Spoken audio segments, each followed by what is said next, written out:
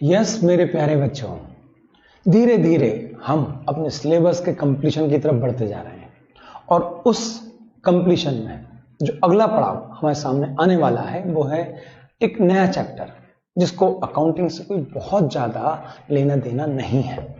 Chapter का नाम है insurance claim. Insurance claim for loss of stock and loss of profit.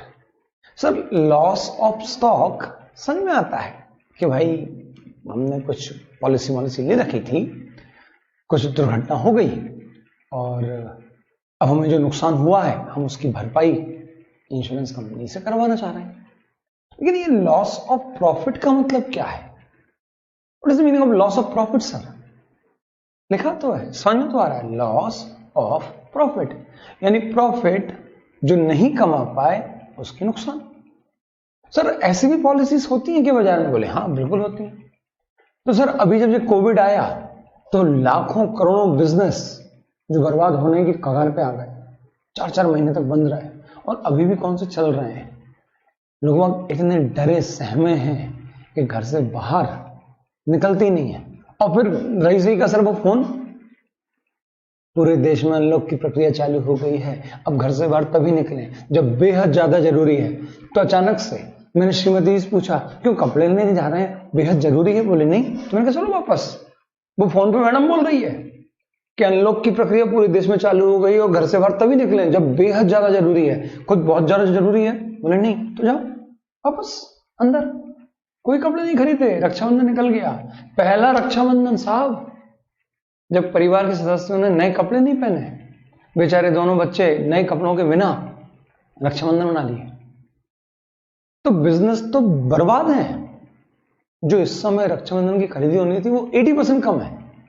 तो ये जो प्रॉफिट बिजनेसमैन कमाने वाला था, ये जो प्रॉफिट अब वो नहीं कमा पाया, क्या वो इसका बीमा इंश्योरेंस कंपनी से क्लेम मांग सकता है? आंसर है मांगना चाहिए। हाँ, मांगना चाहिए। लेकिन जब वो मांगने गया तो इंश्योरेंस कंपनी ने बोल दिया हट फक हट हट। क्यों मना कर रहे हो? ऐसा क्या हुआ? सही तो बोल रहे हैं हम। बोले सरकार, हम यहां पे जो insurance claim loss of profit का निकालने जा रहे हैं वो हर किसी केस में नहीं होगा। वो तब ही मान्य है, तब ही अलाउड है जब आपके बिजनेस में आग लग गई है, यानी ड्यू टू फायर एक्सीडेंट आपका बिजनेस तबाह हो गया है और अब बिकॉज ऑफ दैट फायर आपका बिजनेस एक लंबे समय तक से 2 मंथ्स, 3 मंथ्स, 4 मंथ्स तक वापस से रीस्टार्ट नहीं हो पाएगा। तो उस दौरान जब तक बिजनेस रीस्टार्ट नहीं हो जाता है, जब तक बिजनेस वापस से अपनी नॉर्मल गति, नॉर्मल पेस नहीं पकड़ लेता है, तब तक जो माल बेच के आप प्रॉफिट कमाते, अगर आग नहीं लगती तो, और अब आप नहीं कमा पाए बिकॉज ऑफ दिस फायर, तो जो प्रॉफिट आप नहीं कमा पाए, यस, हम उसका आपको क्लेम पे करेंगे। कोविड के कारण बिजनेस बर्बाद हो गए, इसका कोई क्लेम नहीं है, क्योंकि अकेले आपके साथ नहीं हुआ, ये पूरी economy, national as well as world economy के साथ हुआ है। अब अगर ऐसे इंसिडेंट्स का इंश्योरेंस कंपनी भरपाई करने लगे हैं तो भैया इंश्योरेंस कंपनी को अपना बीमा करवाना पड़ेगा किसी और इंश्योरेंस कंपनी के पास, और उसे किसी और के पास जाना पड़ेगा, क्योंकि ये तो वर्ल्ड वाइड नुकसान है। सब पहुंच जाएंगे इंश्योरेंस कंपनी के पास कि मुझे 20 लाख का नुकसान, मैं बोलूंगा साहब मेरा 1.5 करोड़ का नुकसान हो गया, चलो भरपाई करो। मेरे तो पूरे सेशन निपट गए, 2 बड़े सेशन निपट गए। एक तीसरा बड़ा सेशन जो इंटर के मई एग्जाम के बाद आना था, अभी यही 1-2 अगस्त को तो रिजल्ट आ जाता और एक नई बैच बन जाती। आज खत्म, everything is zero, finish, vanish. तो सरकार ऐसे नुकसान की भरपाई के लिए इंश्योरेंस कंपनी नहीं है। तो हम जो पढ़ने जा रहे हैं बहुत क्लियर कर लेना, we are learning how to calculate claim for loss of stock and loss of profit because of fire accident, यानी आग लगने के कारण जो बिजनेस में नुकसान हुआ है, एक इंस्टेंट नुकसान, माल जल के राख हो गया, और दूसरा क्या था, consecutive effect of that fire, कि अब अगले 1, 2, 4 महीने तक मैं अपने रूटीन बिजनेस में नहीं आ पाऊंगा। तो उस दौरान अगर आग नहीं लगती तो मैं कितना कमाता, और अब आग लगने के बाद मैं कितना कमा पाया, और इन दोनों का डिफरेंस जो प्रॉफिट में नहीं कमा पाया, अब मुझे उसका क्लेम इंश्योरेंस कंपनी से मांगना है। तो सर इसमें आप सिखा क्यों रहे हैं? मतलब लॉस ऑफ प्रॉफिट तो ठीक है, इट्स समथिंग वेरी न्यू, मतलब कुछ सुन के अच्छा लग रहा है, हाँ यार विल लर्न समथिंग। और बाबा रेंचो तो बोल के जाते हैं साहब कि मार्क्स के पीछे तो भागो ही मत, कुछ नया सीखते रहो, काबिल बनो, काबिल बनोगे तो कामयाबी अपने आप पीछे पीछे भागती हुई आएगी। चलो सर लॉस ऑफ प्रॉफिट समझ में आया, कुछ नया सीखेंगे। और अबाउट लॉस ऑफ स्टॉक, उसमें क्या दिक्कत है? वो तो बहुत सिंपल होगा कि भाई हमने स्टॉक का बीमा करवा रखा है, आग लगी, स्टॉक जला, हम जाएंगे इंश्योरेंस कंपनी के पास और अपने नुकसान की भरपाई उससे करवाएंगे। चलो एक नई शब्द, नुकसान की भरपाई उससे करवाएंगे। दिमाग में अच्छे से बिठा लो, चैप्टर पढ़ने से पहले ही। इंश्योरेंस कंपनी से आप जब क्लेम मांगने जाते हैं तो वो क्लेम आपके नुकसान का होता है। यानी मेरी गाड़ी है, मेरी गाड़ी कितने की? 26 लाख की। 26 लाख की गाड़ी थी, जा रहा था, अचानक से सामने एक गाय आ गई, मैंने बहुत कोशिश करी, गाय को बचा लिया, लेकिन वो डिवाइडर से टकरा गई और टकरा गई तो उसका बम्पर निपट गया। अब बम्पर निपटा तो ये कुछ 50,000 का नुकसान था। तो क्या मैं अब इंश्योरेंस कंपनी के पास जाऊं और उससे वो इंश्योरेंस कंपनी चल 26 लाख रुपए दे, मेरी कार का एक्सीडेंट हो गया है, मैंने 26 लाख रुपए का बीमा करवाया था, चल 26 लाख रुपए दे। तो इंश्योरेंस कंपनी बोलेगी बापड़े, तूने जब मेरे से बीमा करवाया तो मैंने तुझे अप टू 26 लाख का नुकसान कवर करने के लिए पॉलिसी दी है, यानी अगर तेरा नुकसान 26 लाख का ही हुआ तो मैं तुझे 26 लाख भी दूंगा।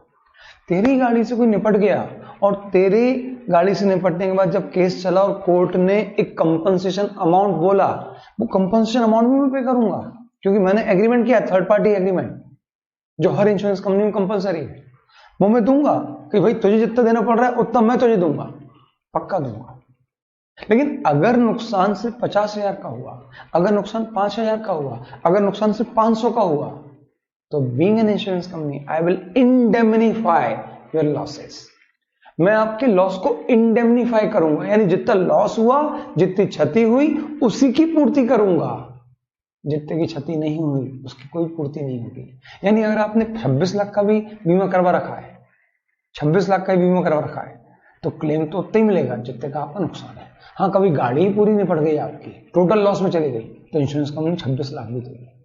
तो एक बात दिमाग में बिठा लो, अच्छे से बिठा लो, ठोक ठोक के बिठा लो कि इंश्योरेंस कंपनी जितने का बीमा करती है उतने की भरपाई नहीं करती, बशर्ते उतने का या उससे ज्यादा का नुकसान हो गया तो भरपाई हो जाएगी। लेकिन अगर नुकसान कम हुआ है तो जितने का नुकसान होगा सिर्फ उसकी ही भरपाई होगी मालिक। नहीं तो तुम पहुंच जाओ मुंह उठा के, बोले गाड़ी मन से ठोक दी, बोले कांच फूट गया साइड का, कि जो आपका विंडशील्ड थी वो टूट गई और पहुंच गया, बोले 26 लाख। तो पता पड़ा कि हर एक बंदा रोज अपनी कार ही ठोकेगा और जाएगा इंश्योरेंस कंपनी से बोलेगा 26 लाख। तो ऐसा थोड़ी होता है। कितने का नुकसान कवर होगा, कितने का भरपाई मिलेगी? जितने का नुकसान हुआ है। अब आप याद करो, ऐसा सुनते हैं कि यार नुकसान तो एक्स अमाउंट का हुआ था, 100 रुपए का हुआ था, बीमा कंपनी तो 60 रुपए चुका रही है। तो वो क्यों चुका रही है आज आप यहां सीखोगे। और इंश्योरेंस कंपनी के समक्ष जब आपको क्लेम लॉन्च करना होता है तो वो अमाउंट कैसे कैलकुलेट होगा वो हम यहां पे सीखेंगे।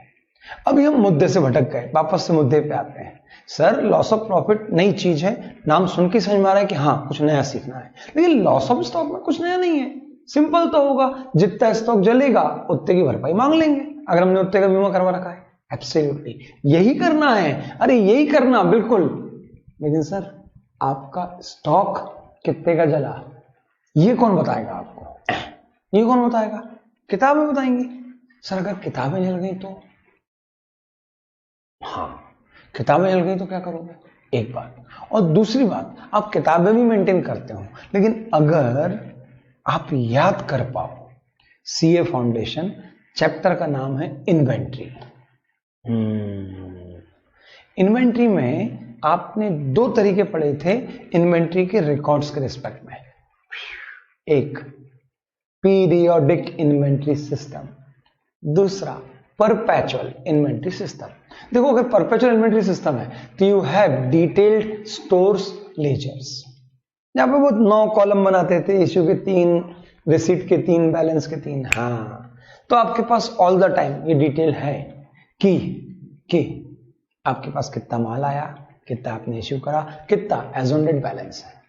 तो अगर आप परपेचुअल इन्वेंटरी सिस्टम फॉलो कर रहे हैं तो आपको पता रहेगा कि जिस दिन आग लगी उस दिन आपके पास कितना माल पड़ा था, बशर्ते कि वो रिकॉर्ड सही सलामत हो। लेकिन अगर दुकान में आग लगी है और रिकॉर्ड भी वहीं रखे हैं और वो निपट गए तो फिर ये चैप्टर पढ़ना पड़ेगा। हाँ सर, तो मतलब अगर मैं परपेचुअल इन्वेंटरी सिस्टम फॉलो कर रहा हूं और मेरे जो रिकॉर्ड्स हैं वो बच गए, कैसे बच गए? सरकार, मैं कंप्यूटर में एंट्री करता हूं और जो कंप्यूटर में एंट्री करता हूं मैं उसका तुरंत बैकअप क्लाउड पे इकट्ठा करता जाता हूं। मैंने कुछ स्टोरेज ले रखा है, ड्राइव, गूगल ड्राइव पे इकट्ठा कर रहा हूं, हार्ड डिस्क में इकट्ठा कर रहा हूं, बैकअप है मेरे पास, तो फिर कोई टेंशन नहीं है। इस चैप्टर को पढ़ने की कोई जरूरत नहीं है, क्योंकि आपको ये पता है कि जिस दिन आग लगी उस दिन आपके पास कितना स्टॉक पड़ा है। तो बस अब आपको यहां पे ये सीखना है कि इंश्योरेंस कंपनी कम क्लेम क्यों देती है, दैट्स इट, इससे ज्यादा नहीं सीखना है।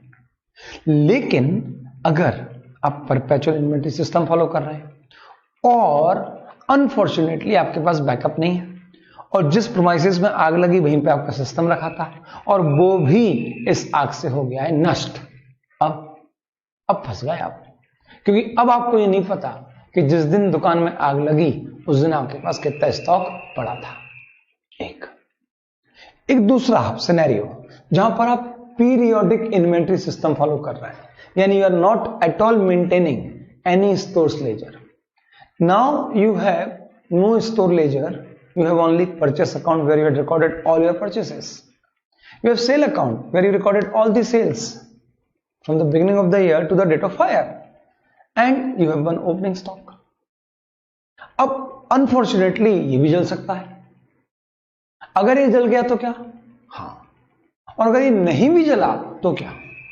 अगर ये नहीं जला तो आपको ये पता पड़ गया कि आग लगने तक आपने कितना माल खरीदा, आपको ये पता है कि आपने कितनी वैल्यू का माल बेचा, आपको ये पता है कि आपका ओपनिंग स्टॉक क्या था, आपने आग लगने तक कितनी फ्रेट पे करी, कितना कैरेज इनवर्ट पे किया, कितनी वेजेस इनकर करी, कितना माल घर ले गए, कितना माल सैंपल में इश्यू कर दिया, कितना माल आग लगने से पहले आपने कंसाइनिंग को भेज दिया, कितना माल आपने अप्रूवल बेसिस पे भेज दिया, कितना माल आपने ब्रांच को भेज दिया, कितना माल एबनॉर्मली लॉस्ट हो गया।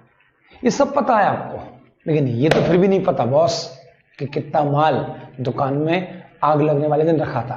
क्योंकि अगर आप स्टोर्स लेजर मेंटेन कर रहे हैं तो आपको पता है, आप याद करो, पीरियोडिक इन्वेंटरी सिस्टम में आपके पास क्लोजिंग स्टॉक की कोई डिटेल नहीं होती है, बल्कि साल के आखिरी दिन आप अपने सारे काम धंधे छोड़कर गिनती पे लगते हैं और गिन के काउंटिंग करके फिजिकल वेरिफिकेशन करके क्लोजिंग स्टॉक की वैल्यू निकालते हैं।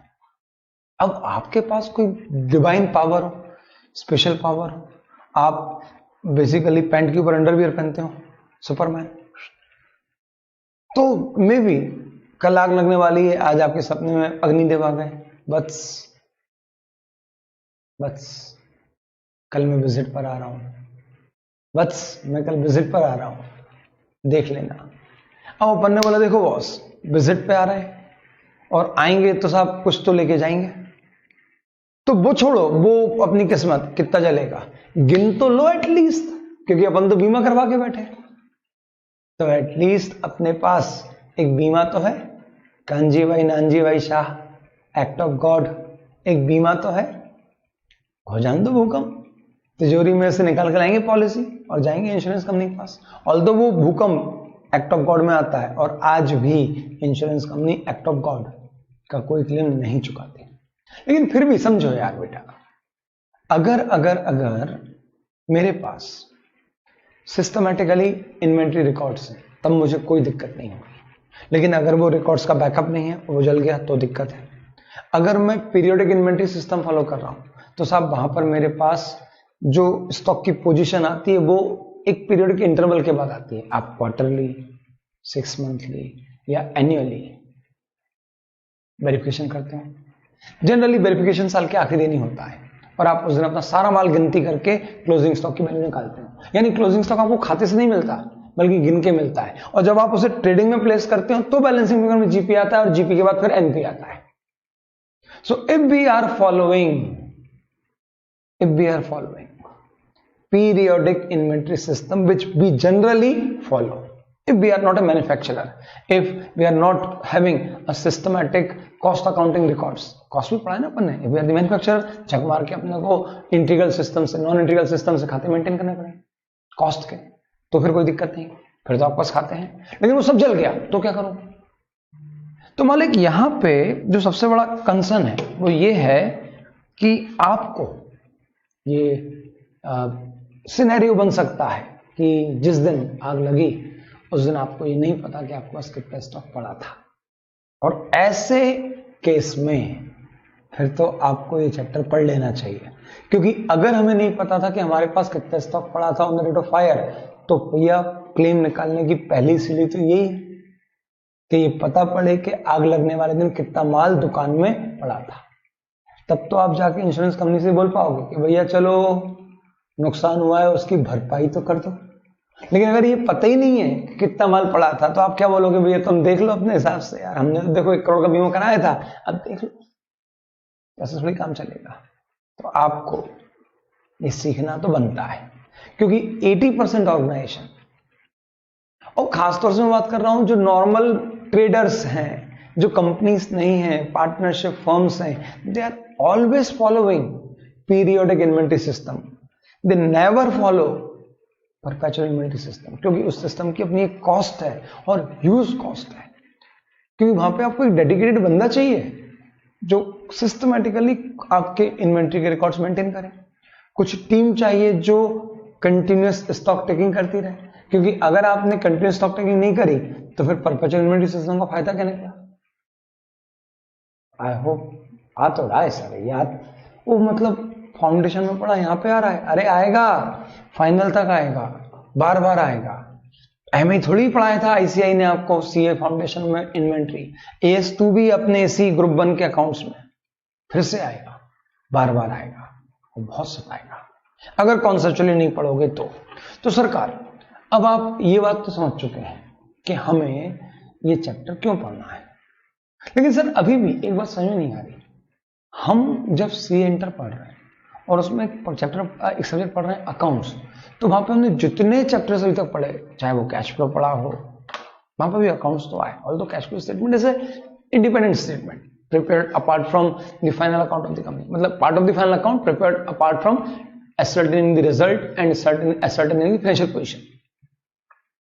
कैश फ्लो पढ़ा, अकाउंटिंग फॉर इनकम्प्लीट रिकॉर्ड पढ़ा, ब्रांच पढ़ा, डिपार्टमेंट पढ़ा, इन्वेस्टमेंट पढ़ा, फलाना पढ़ा, ढिमका पढ़ा, क्या क्या पढ़ लिया, सब में अकाउंट्स थे. लेकिन सरकार ये एकमात्र ऐसा चैप्टर है जिसको अकाउंट से मतलब नहीं है, बल्कि आप यहां पे प्योरली सिर्फ कैलकुलेशन वाला पार्ट देख रहे हैं. यहां पे आपको स्टेटमेंट्स बनाने हैं, यहां पे आपको अकाउंट्स की बात नहीं करनी है. और प्लीज अकाउंट की बात करना भी मत, क्योंकि जहां आप जैसे अकाउंटिंग कॉन्सेप्ट पे आए, कॉस्ट और एनआरवी विच लेस, निपट गए. आप समझो आप एक पॉलिसी होल्डर हो, आपने एक पॉलिसी ले रखी है इंश्योरेंस कंपनी से. पॉलिसी क्या है, बहुत सारी पॉलिसी लेता है एक शॉपकीपर. फिक्स असेट्स के लिए पॉलिसी लेता है, कैश की पॉलिसी लेता है, स्टॉक की पॉलिसी भी लेता है. और स्टॉक की पॉलिसी में आपने दुकान में रखे हुए स्टॉक के लिए 1 करोड़ का बीमा ले रखा है. अनफॉर्चुनेटली बिजनेस में आग लग गई, भगवान ना करे किसी की बिजनेस में आग लगे, लग गई तो फिकर नॉट, इसीलिए बीमा करवाया था. सालों से प्रीमियम इसी दिन के लिए भर रहे थे कि कभी खुदा ना खास्ता आग लग जाए तो भी हमें वो नुकसान ना हो. तो अब मेरे मालिक कैलकुलेशन कैसे करें, this we have to learn in this chapter. कहीं कहीं आपको यहां पर बिल्कुल अकाउंट्स की जरूरत पड़ेगी. लेकिन एक बात बताओ, अगर आप इंश्योरेंस कंपनी से बोल दोगे देखो मेरे पास एक स्टॉक रखा था जिसकी कॉस्ट तो 1 लाख थी, लेकिन मुझे पता था कि ये तो बिकने नहीं था, 60,000 में बिकने वाला था, तो इंश्योरेंस कंपनी बोल रही बांगड़ू ये 60 में भी नहीं बिकता. अच्छा वो आग लग गई, जगह खाली हो गई तुम्हारी, इसका कोई क्लेम नहीं मिलेगा. तो आप खुद जाके बोल रहे हो आ बैल मुझे मार, पैर कुल्हाड़ी पे मार रहे हो, उसको बोल रहे हो कि मेरी कॉस्ट इसकी तो ज्यादा थी और एनआरवी कम थी, तो बोलेगा काई की एनआरवी बिकने नहीं था. तो आप पूरी कैलकुलेशन कॉस्ट पे करना, और वो माल इवन जो कम पे बिकने वाला था उसे भी कॉस्ट पे निकालना, और उसके लिए पूरा बिंदास इंश्योरेंस कंपनी से झगड़ना क्योंकि झगड़े होंगे, वो क्लेम कम करेंगे, आप अपने लॉजिक्स दोगे कि मैं क्यों कम क्लेम लूं। तो अगर आप अभी से अपनी कॉस्ट से कम पे वैल्यू करोगे तो इंश्योरेंस कंपनी और उसको निपटाने बैठा है। तो प्लीज अब यहां पे अकाउंट थोड़ा सा दिमाग से बाहर निकाल देना, क्योंकि यहां अकाउंट से ज्यादा आपके लॉजिक्स चलेंगे। तो चलिए सरकार स्टार्ट करते हैं insurance claim for loss of stock and loss of profit. Loss of stock में जब मुझे इंश्योरेंस क्लेम कैलकुलेट करना है तो हम ये समझ तो रहे हैं सर कि it covers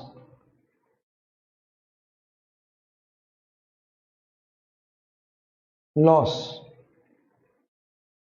due to fire only, यानी आपका स्टॉक किसी अन्य रीजन से अगर डैमेज होता है, चोरी हो जाता है, तो उसकी अलग पॉलिसी होती है, शॉपकीपर्स पॉलिसी। वो नहीं है, यहां पे है फायर इंश्योरेंस पॉलिसी। और फायर इंश्योरेंस पॉलिसी का मतलब ये है कि अगर आग लगेगी और माल नष्ट होगा तो ही आप इस पॉलिसी के अगेंस्ट क्लेम मांग सकेंगे। अब कंप्रेहेंसिव पॉलिसी ले लो जिसमें सारी तरह की थ्रेट कवर हो जाती हैं, except act of God, except some terrorist attack, except in the state of war. हाँ, ये सब क्लॉज लिखे रहते हैं कि अगर इन कारणों से लॉस हो रहा है तो हम आपको भर जाना नहीं भरेंगे, we will not compensate you. बाकी दूसरे रीजन से हो रहा है तो हम यस हैं, और वो भी कौन से, जैसे अभी कोविड आया तो नहीं, इसमें तो निपट जाएगी इंश्योरेंस कंपनी। इंश्योरेंस कंपनी को अपना इंश्योरेंस करवाना पड़ेगा साहब, तो ऐसे केसेस नहीं चल पाएंगे। तो सरकार it covers loss due to fire only if the policy holder या if the business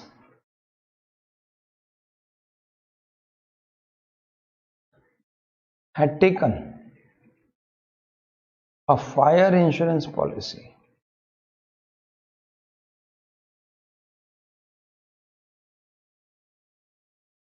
from an insurance company and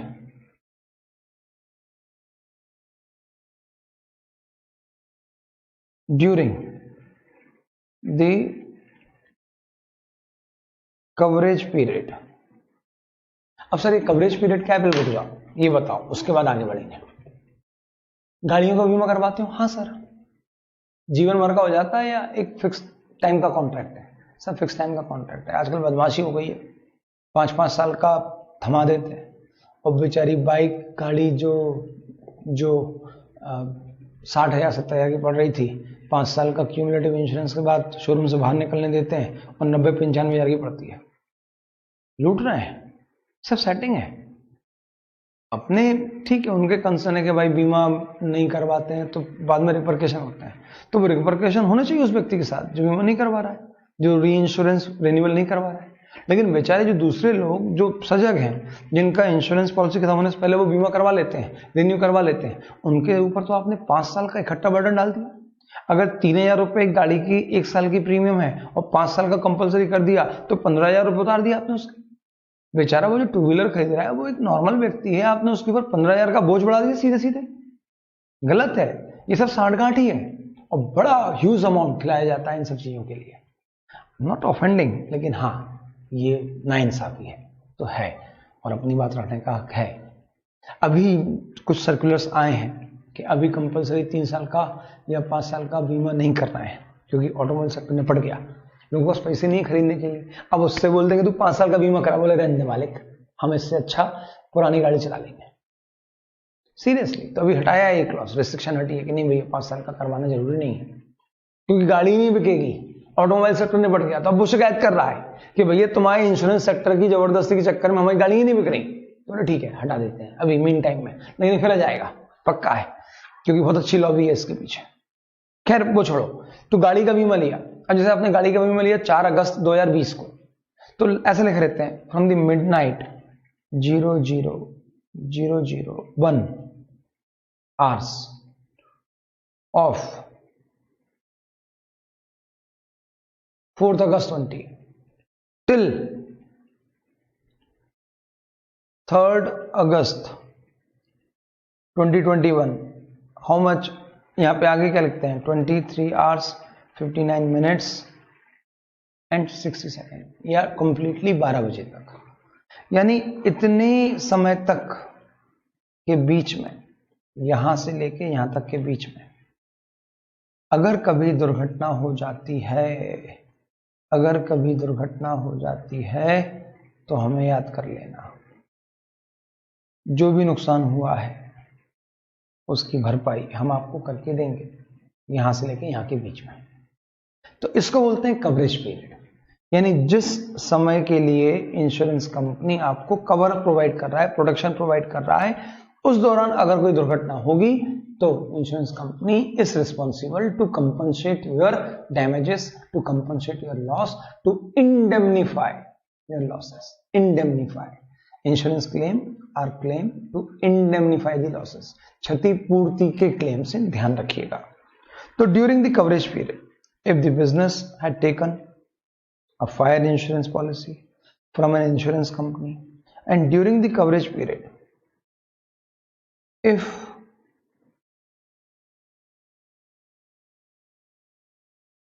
they suffer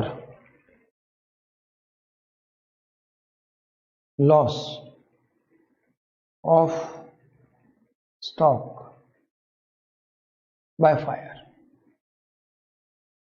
then the policy holder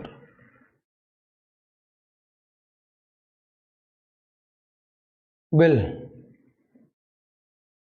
calculate the amount of loss and will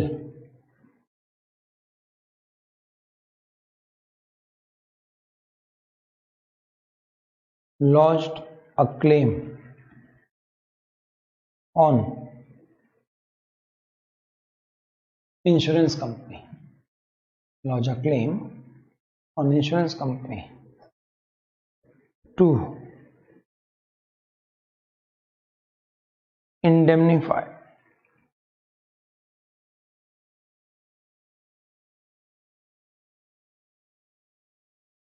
their losses। Simple. अरे यार ये तो simple है ना sir, इसमें क्या दाम है? बिल्कुल सही बात, सिंपल है। और जो कॉन्सेप्ट से पढ़ेगा, लॉजिकली पढ़ेगा, उसके लिए तो भयानक सिंपल है। अब सरकार to calculate the amount of loss of stock by fire, यहां तक मैं आपको सिर्फ ओवरव्यू दूंगा, लॉस ऑफ स्टॉक में क्या होता है और प्रॉफिट में क्या होता है, और यहां से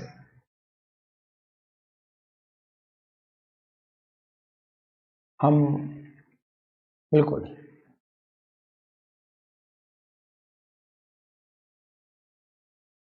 लॉस ऑफ स्टॉक डिस्कस करना स्टार्ट कर देते हैं।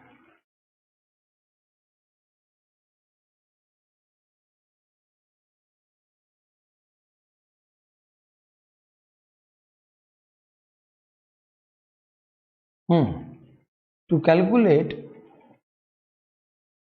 the amount of loss of stock by fire, we will follow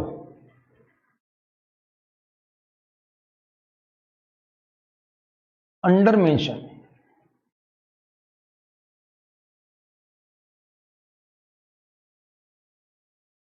three steps। Insurance claim की कैलकुलेशन करने के लिए, लॉस का अमाउंट आइडेंटिफाइड करने के लिए, क्लेम का अमाउंट लॉन्च करने के लिए हम 3 स्टेप्स फॉलो करेंगे। Simple simple. पहली स्टेप आपके हिसाब से क्या होना चाहिए? आपके हिसाब से क्या होना चाहिए? तो सर पहले तो ये पता पड़े कि नुकसान कितना हुआ है, तब तो क्लेम मांग पाएंगे। बोले सही बात है। लेकिन नुकसान कितना हुआ है ये आपकी दूसरी स्टेप होनी चाहिए। पहले तो ये स्टेप तो करो, पहले तो ये पता लगाओ कि जिस दिन आग लगी उस दिन दुकान में माल कितना रखा था। क्या ये जरूरी है कि हर बार जब आग लगेगी तो पूरा पूरा माल खत्म, राख, कुछ भी नहीं बचेगा, आग ही आग, जला के राख कर दूंगा? सर 90s के दौर की हिंदी फिल्मों के टाइटल्स बोले जा रहे हो आप तो, जला के राख कर दूंगा, आग ही आग, धुआं ही धुआं। हाँ सर, अगर आपका पूरा माल जल गया तो फिर जो माल रखा था वो जल गया। लेकिन अगर पूरा माल नहीं जला, पार्शियल डैमेज हुआ, पूरा नहीं निपटा, तो फिर तो पहले ये पता होना कि दुकान में कितना माल रखा था, क्योंकि जो बच जाएगा वो तो हमें पता है ना। अब आग लग गई और हमें पता है कि यार 30,000 का माल बच गया, तो नुकसान कितना हुआ? तो पहले ये पता लगाओ कि जिस दिन आग लगी उस दिन दुकान में माल कितना था, माइनस करो क्या कि भाई कितना माल बच गया, तो क्या मिलेगा? कितना माल जल गया। और चले जाओ फिर मुंह उठा के कहां पे? इंश्योरेंस कंपनी के पास क्लेम मांगने के लिए। तो सरकार, हम यहां पे क्या करने वाले हैं समझो, 3 स्टेप्स और ये चैप्टर डन। सिर्फ 3 स्टेप्स, दैट्स इट। कैसे करेंगे? एक एक चीज समझाऊंगा, एक एक चीज, मतलब ऐसे कि परतें उखाड़ डालूंगा, एक एक परत उखाड़ूंगा कि आपको बताऊंगा। लेकिन पहले एक बार ओवरऑल दिमाग में अंडरस्टैंडिंग डेवलप कर लो कि हमें करना क्या है और कर क्यों रहे हैं। इंश्योरेंस क्लेम अगर लॉन्च करना है तो इंश्योरेंस कंपनी से हम काय का क्लेम मांग रहे हैं? नुकसान की भरपाई का। तो आपको क्या निकालना है? नुकसान कितना हुआ, और नुकसान कितना हुआ उससे पहले क्या निकालना पड़ेगा कि जिस दिन दुकान में आग लगी उस दिन दुकान में माल कितना था। हाँ, अगर पूरी दुकान का माल जल गया तो ये दोनों का मतलब एक है, दुकान में जो माल था वही मेरा नुकसान है। लेकिन अगर कुछ बचा लिया, स्वाभाविक हम बचाने की कोशिश करेंगे, अगर हमने कुछ बचा लिया तो वो हमारा नुकसान नहीं है, तो इंश्योरेंस कंपनी उसकी हमें भरपाई नहीं देगी। इवन जो पार्शियली डैमेज हो गया, थोड़ा बहुत डैमेज हो गया, थोड़ा बहुत बच गया, तो फिर उस केस में भी वो जो पार्शियली डैमेज हुआ है, अगर उससे कुछ अमाउंट रियलाइजेबल है तो कहीं ना कहीं वो realisable amount from partially damage goods will reduce your loss.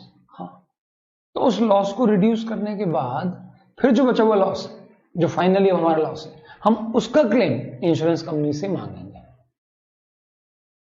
ठीक है सरकार, तो कैसे कैलकुलेट करेंगे भाई? जब आप क्लेम लॉन्च करोगे तो पहली फुर्सत में वहां से एक सर्वेयर आएगा। अगर आपने उसके साथ अंडर टेबल सेटिंग नहीं करी है वो एक अलग बात होती है।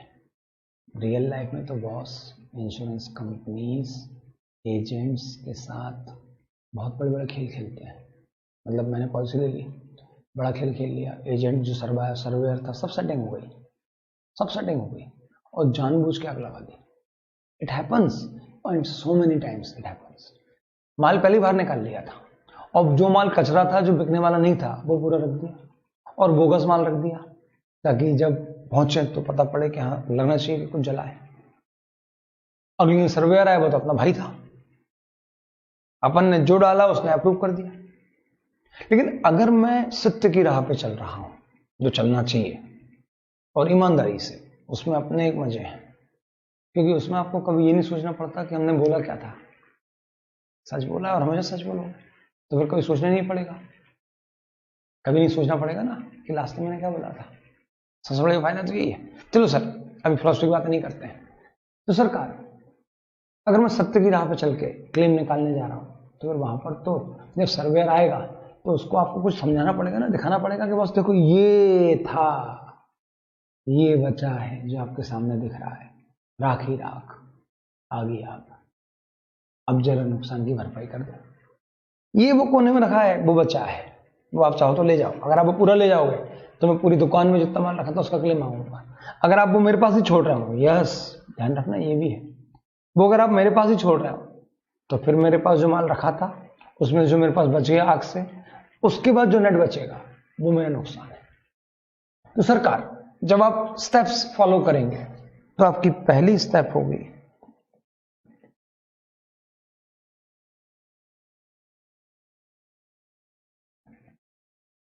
ascertain the cost. और सरकार वैल्यू लिख सकता था, लेकिन मैंने स्पेशली लिखा है कॉस्ट। मैं कॉस्ट पे चलूंगा, मुझे ध्यान रखना इवन उस माल पे भी जिसकी एनआरबी कम थी। तो ascertain the cost of stock lying in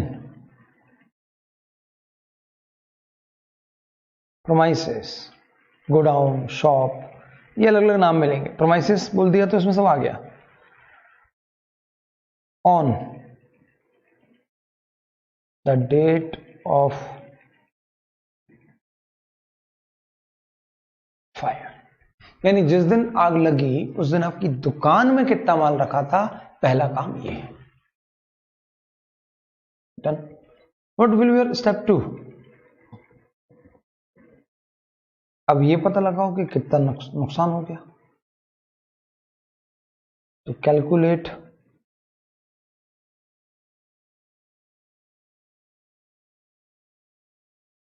the amount of loss of stock by fire.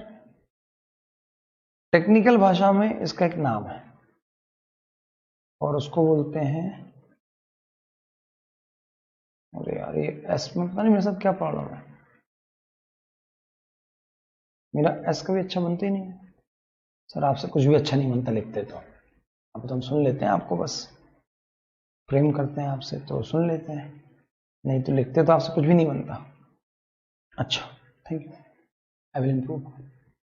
तो step 1, identify, ascertain the cost of stock on the date of fire lying in my premises.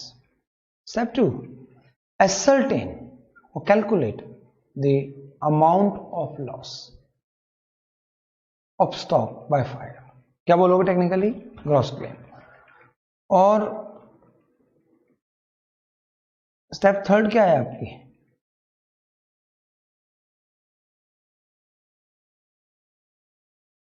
Calculation of final claim if policy do not contain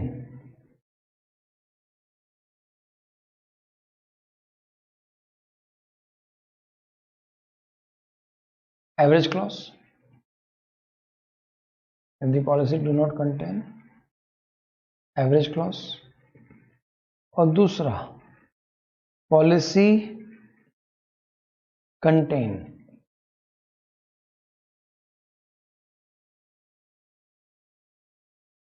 average clause. अब sir ये क्या बला है? अभी अपन ने बोला था ना कि ऐसे सुनने में आता है कि सर बीमा कंपनी से क्लेम मांगा एक्स का, लेकिन मिला तो एक्स लेस 20%। तो वो क्यों होता है? उसके पीछे वजह है एवरेज क्लॉज का होना और या एवरेज क्लॉज का ना होना।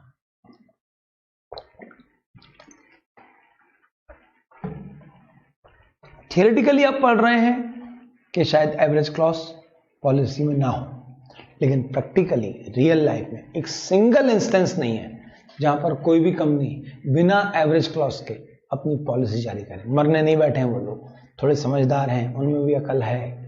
एवरेज क्लॉज से पूरे सिनेरियो चेंज हो जाते हैं बॉस। क्या है सर एवरेज क्लॉज, बताओ ना। पक्का अभी इसी पॉइंट पे? हाँ, उसमें क्या दिक्कत है? ऐसा कोई रॉकेट साइंस है क्या? नहीं नहीं, बहुत सिंपल सा कॉन्सेप्ट है। समझो कॉन्सेप्ट क्या है। मेरी रिस्क थी 100 रुपए की। कितनी रिस्क थी? 100 रुपए की। यानी कल को अगर दुर्घटना हुई तो मुझे 100 रुपए का नुकसान हो सकता है अधिकतम। मैंने पॉलिसी ली 60 रुपए की। क्यों ली? उसका रीजन होता है, जितनी पॉलिसी की वैल्यू आप बढ़ाते जाओगे उतना आपका प्रीमियम का अमाउंट बढ़ता जाएगा। तो भैया छोटे से फायदे के लिए कई बार, अब बोले यार 10 साल से तो पॉलिसी का प्रीमियम भर ही रहे हैं, आज तक आगे नहीं लगी, तो 11वें साल भी ठीक है ना यार, पॉलिसी ले लो, थोड़ा बहुत नुकसान हुआ तो अपन खुद उठालेंगे, बाकी इंश्योरेंस कंपनी से ले लेंगे। तो कई बार क्या होता है कि जो पॉलिसी होल्डर होते हैं उनके पास जितने की रिस्क होती है, रिस्क मतलब अगर मैं सिंपल भाषा में बात करूं, अपन स्टॉक का क्लेम बात कर रहे हैं ना, जब मैं रिस्क बोल रहा हूं तो मैं स्टॉक की बात कर रहा हूं, तो कई बार ये जो दुकानदार होते हैं वो थोड़ा सा पैसा बचाने के लिए लालच कर जाते हैं। अब वो जायज है उनकी भी यार सोचना, यार 50 साल से बिजनेस चल रहा है, आज तक तो कभी हुआ ही नहीं, 50 साल से बीमा का प्रीमियम भरे जा रहे हैं, अब कौन सा इस साल हो जाएगा, ऐसा आता है ना दिमाग में।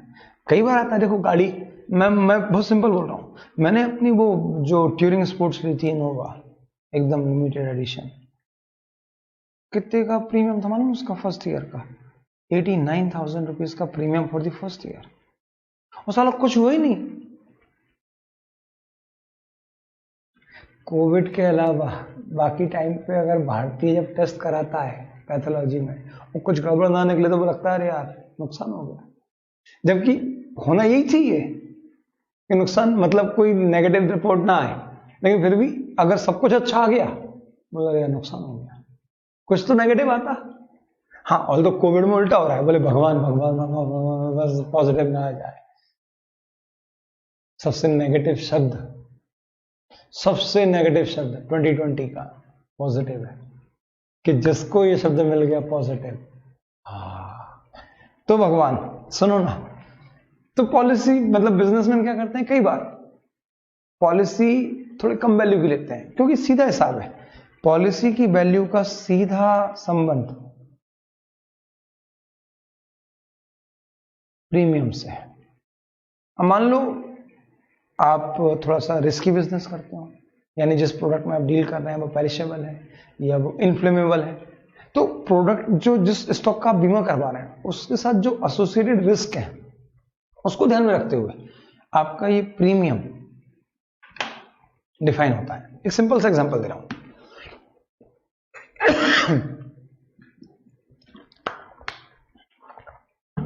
इनोवा मैंने ली और इनोवा मेरे एक मित्र ने ली। मैंने इनोवा ली है पर्सनल यूज के लिए, मित्र ने इनोवा ली है टैक्सी के लिए। जमीन आसमान का अंतर है बॉस प्रीमियम में। मैंने प्रीमियम पे करा तो 89,000 पे करा, वो भाई जब पे करेगा तो कम से कम 1.5 लाख का प्रीमियम पे करेगा। क्यों? गाड़ी तो सेम है, सब कुछ सेम है, साल भी उतना ही बड़ा है। अंतर क्या है? अंतर ये कि जब मैं पर्सनल यूज के लिए ले रहा हूं तो वहां पे दुर्घटना होने के चांसेस कम है, जबकि वो गाड़ी जो टैक्सी के लिए ही ली गई है, उसका परमिट जब टैक्सी के लिए लिया गया है तो रोज 2-3 हजार किलोमीटर चलाएगा, रोज 1,000 किलोमीटर चलाएगा, रोज 500 किलोमीटर चलाएगा। 500 किलोमीटर इंटू 365, साल भर में गाड़ी 1,80,000 किलोमीटर चलने वाली है बस। और कभी खुदा ना खास्ता साल में 1,80,000 किलोमीटर के दौरान कोई दुर्घटना हो गई तो चांसेस ज्यादा काहे के टैक्सी के ना। एब्सोल्युटली सिमिलरली अलग अलग तरह के जो स्टॉक हैं उनके साथ जो एसोसिएटेड रिस्क हैं उसको ध्यान में रखते हुए बीमा कंपनी प्रीमियम की राशि तय करती है ना। पेट्रोकेमिकल कंपनी है मुकेश भाई की है ना। अभी बड़ा अच्छा एग्जाम वो चल रहा है, मीम्स, मुंह केस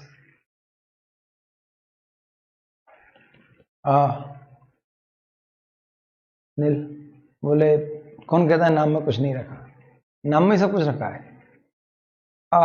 नील मुंह केस। ओहो, तो मुकेश भाई का पेट्रोकेमिकल प्लांट है। हाँ, अलग अलग तरह के बिजनेस कर रहे हैं। हाँ, क्या सारे बिजनेस में जो स्टॉक रखा है उसका प्रीमियम सेम लगता होगा? एब्सोल्युटली नो सर, अलग अलग लगता है। तो यहां पर 100 रुपए की रिस्क थी, आपकी पॉलिसी का प्रीमियम 5% ऑफ वैल्यू है, तो 60 का 5% कितना आया? 3। 60 का 10% 6, आधा हुआ 3। अभी मान लो 100 लाख है, अब क्या अंतर पड़ रहा है? बोले बहुत अंतर पड़ रहा है सर, क्योंकि अगर मैं 100 लाख की पूरी पॉलिसी लेता तो आज ये प्रीमियम 5 लाख का होता। अब आप सोचो मैं पिछले 10 साल से प्रीमियम भर रहा हूं और एक बार दुर्घटना नहीं हुई तो मेरा दिमाग घूम जाएगा ना यार, हर साल 5-5 लाख रुपए भर रहा हूं। अगर 3 लाख का ही प्रीमियम चुकाया होता तो हर साल 2-2 लाख रुपए बचाए होते, 10 साल में तो मैं 20 लाख रुपए बचा लूंगा। अपने मित्र हैं कौन? अरे आयुष विजयवर्गीय सर, अपने CEO, उनके पास कुछ 7 गाड़ियां हैं जिसकी टोटल वैल्यू आती करीबन 1 CR। अब ये जो 7 गाड़ियों का बीमा है ये होता है करीबन 5 लाख का। BMW भी थी, मित्सुबिशी की क्या थी, आउटलैंडर थी और बहुत सारी गाड़ियां। तो इन सबका कुल मिला के बीमा बनता है 5 लाख रुपए। तो भाई ने बोला कि यार 5 लाख रुपए हर साल दे रहा हूं, 10 साल में 50 लाख दे दिए। बोले उतने में तो एक नई ऑडी और आ जाती, तो क्या करें? बोले एक बढ़िया काम करते हैं, हम लोग लेते हैं क्या? तो बोले हम लोग लेते हैं थर्ड पार्टी इंश्योरेंस। ये बताया आयुष सर ने कि हम थर्ड पार्टी इंश्योरेंस लेते हैं, हम लेते ही नहीं है कंप्रेहेंसिव इंश्योरेंस, क्योंकि 5 लाख रुपए दें इससे अच्छा है थर्ड पार्टी इंश्योरेंस लें। थर्ड पार्टी इंश्योरेंस मिल जाता है सिर्फ 20,000 में, 10,000 में। 10,000 में मिल गया थर्ड पार्टी इंश्योरेंस, 6 गाड़ियां हैं, 60,000 रुपए लगे। वैसे कितने लग रहे थे? 5 लाख। 5 लाख माइनस 60,000, 4,40,000 रुपए का बचा लिया पैसा। अब इन 7 गाड़ियों में से एक गाड़ी का अगर एक्सीडेंट हुआ साल में एक बार, तो भी 440 का बिल तो नहीं आता सर, कम का ही आता है। और मान लो अगर 4 साल में एक बार एक्सीडेंट हुआ और 10 लाख का भी हुआ, तो भी साहब 4,40,000 के हिसाब से 5 साल में 22 लाख रुपए बचा लिया, और 10 लाख खर्च भी हो गए, तो भी क्या दिक्कत है? तो they never go for all those comprehensive insurance, they always go with third party insurance. कोई ठुक गई तो जो कोर्ट से आदेश आएगा उतना पैसा मिल जाएगा, वो इंश्योरेंस कंपनी देगी।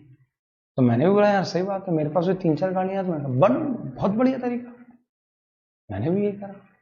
और बिलीव में मेरे मतलब जो बीमा के लगते थे 1.5 लाख रुपए, आज वो सिर्फ 35,000 में काम होगा। 1,20,000 सेव कर लिया, मैंने 4 साल में 5 लाख सेव कर लिए, और कभी खुदा ना खास्ता एक्सीडेंट हुआ भी सही तो 5 लाख का तो काम निकलेगा, इससे तो क्या निकलेगा? कर लेंगे। अपन ने भी उसका कॉर्पस बना दिया, फंड बना दिया, इंश्योरेंस फंड। बीमा कंपनी कर क्या रही है? 100 लोगों से 5-5 हजार रुपए लिए, तो कितने हो गए? 5 लाख।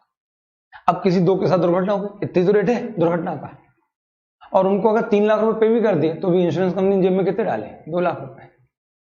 मेरी क्रूज की 7 साल में एक बार एक्सीडेंट हुआ, सिर्फ एक बार, और इन 7 सालों में मैंने प्रीमियम कितना दे दिया? कम से कम 5 लाख। हाँ, वो 20 लाख की गाड़ी थी, 5 लाख का प्रीमियम चुका दिया मैंने। तो समझदारी क्या हुई? चलो सर आप फिर भटक गए, सॉरी। अब लेकिन मुझे लगता है कि यार ये कुछ लाइफ एक्सपीरियंसेस हैं जो आपके साथ शेयर करना चाहिए। कितनी गजब चीज आप सोचो।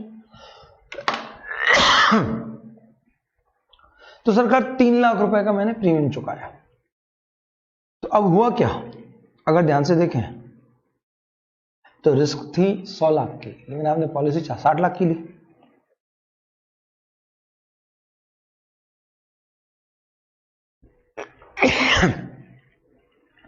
क्या बोल सकते हैं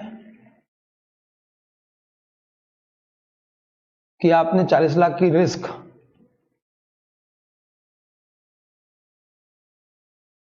खुद ने उठा ली? बोले हाँ सर। तो बेसिकली आपने अपनी टोटल रिस्क शेयर कर ली। 60% risk had been transferred to insurance company and 40% risk is continuous is basically taken over by the business itself. अब कल को अगर नुकसान हुआ, मान लो आग लग गई, और आग लगी है पूरे माल की, बहुत ध्यान से सुनना, पूरे माल की, और कितना नुकसान हो गया? 100 लाख का नुकसान। 100 लाख का हुआ, क्या आप इंश्योरेंस कंपनी से 100 लाख मांग पाएंगे? नहीं ना, क्योंकि कॉन्ट्रैक्ट जो हुआ है उसमें अधिकतम जो कंपनसेशन मिल सकता है वो तो 60 लाख का ही।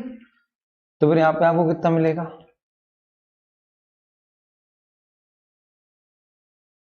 60 लाख का प्लेन।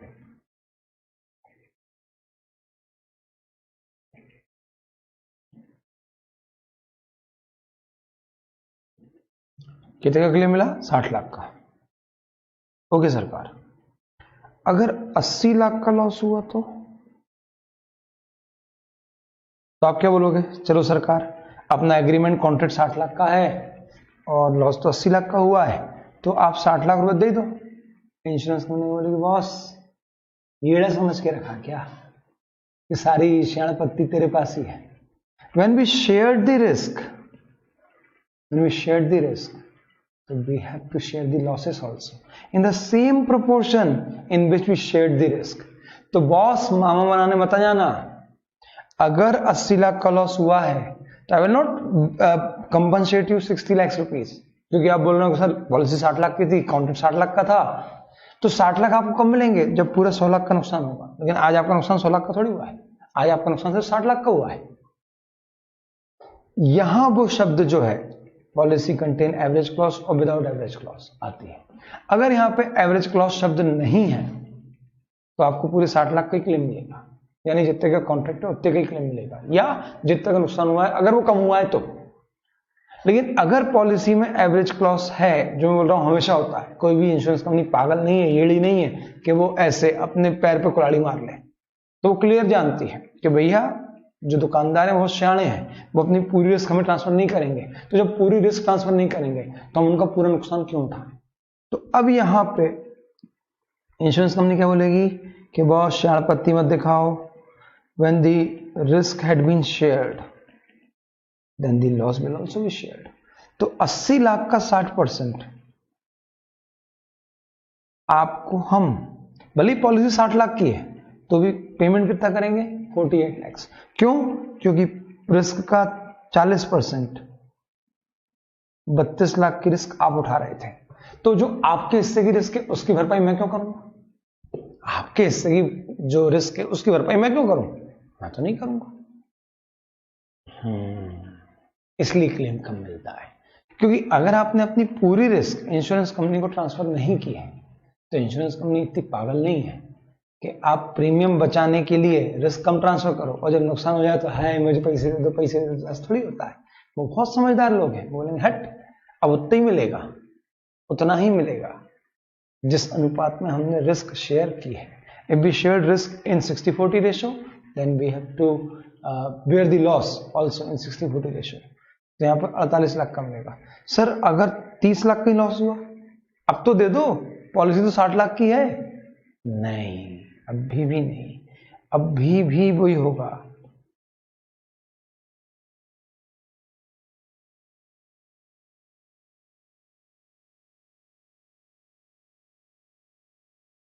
लॉस 30 लाख का लॉस हुआ तो सर तो भी उसका 60% सिर्फ 18 लाख मिलेगा और 40% 12 लाख बिजनेस उठाएगा और ये इंश्योरेंस कंपनी, ये लॉस बिजनेस उठाएगा, ये इंश्योरेंस कंपनी। और यहां पे वही हुआ, 60 लाख का क्लेम मिल गया, 40 लाख का लॉस कौन उठाएगा? आप। तो मतलब सिंपल, जितना गुड़ डालोगे उतनी ही तो मिठास बढ़ेगी। अगर आपने प्रीमियम कम चुकाया, अगर आपने रिस्क कम ट्रांसफर करी तो फिर आपको कंपनसेशन भी कम मिलेगा।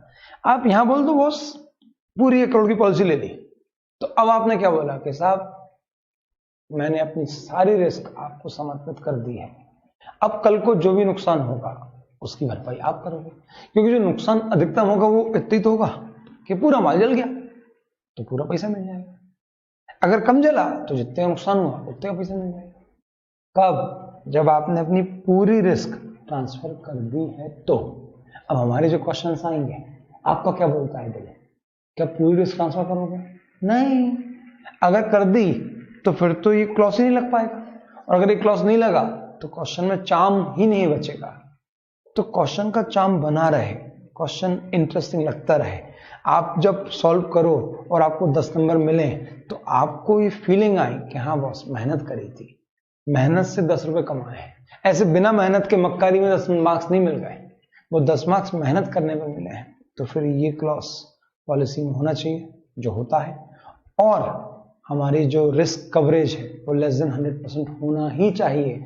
यानी आपके हर क्वेश्चन में जो एग्जाम में आएगा वहां पे आपकी जो जोखिम है उसकी तुलना में पॉलिसी की वैल्यू हमेशा कम होगी, और इसका इंपैक्ट ये होगा कि आपको ये वाला क्लॉज लगेगा, और जब ये वाला क्लॉज लगेगा तो स्टेप 3 लागू करना पड़ेगी। हो सकता है कि ये वाली स्टेप ना लगाना पड़े, हो सकता है कि पूरा माल जल जाए, और अगर क्वेश्चन ने नहीं बोला कुछ तो आपको मानना है कि जितना माल रखा था पूरा जल गया। तो ये कंडीशन लगे ना लगे हमें कोई दिक्कत नहीं, लेकिन ये तो लगनी चाहिए, तब तो इस क्वेश्चन में कुछ करने पे फीलिंग आएगी कि हमने कुछ करा है इंटर लेवल पे, नहीं तो ऐसे ही एम ही नहीं पड़ जाएगा। चलो सरकार, तो 3 स्टेप। पहली ये आइडेंटिफाई करो कि जिस दिन आग लगी उस दिन दुकान में कितना माल रखा था। 2, ये पता लगाओ कि नुकसान कितना हुआ है। और 3, बीमा कंपनी से हमें कितना पैसा रिकवर हो सकता है। उतने अमाउंट का क्लेम प्लेस कर दो, लॉन्च कर दो। आई होप समझ पा रहा हूँ। अरे सर बिंदास, आज तो क्या नई नई चीजें सीखी हैं सर। इस लेक्चर से बाकी अकाउंट में सीखा नहीं सीखा, लेकिन इंश्योरेंस बेहतरीन चीज सीखी। एक ये चीज समझ में आई कि भैया 10 साल हो जाए चाहे 11 साल हो जाए, हमेशा रिस्क पूरी कवर करके चलो, क्योंकि जिस दिन नुकसान होगा उस दिन सारी सेविंग निपट जाएगी। तो सेविंग ना निपटे उसके लिए हमेशा पूरा क्लेम लेकर चलो, पूरा रिस्क कवर करके चलो, खासतौर से स्टॉक की जब बात कर रहे हैं तब। ठीक है सरकार, चलो अब हम अपनी पढ़ाई शुरू करते हैं। तो हमने बोला सरकार सबसे पहला काम ये, तो इसका क्या हिसाब है।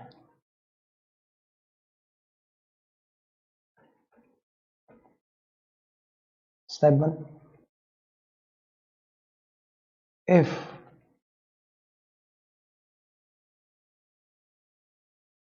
The business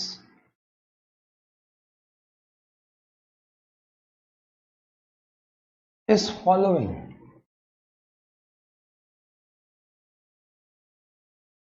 periodic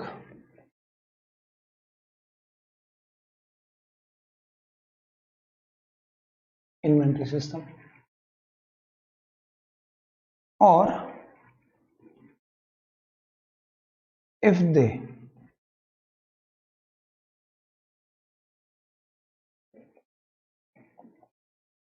follow perpetual inventory system,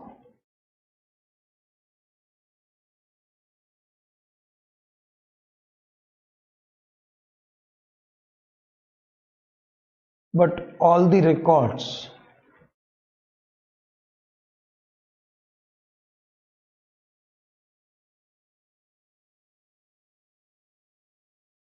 destroyed in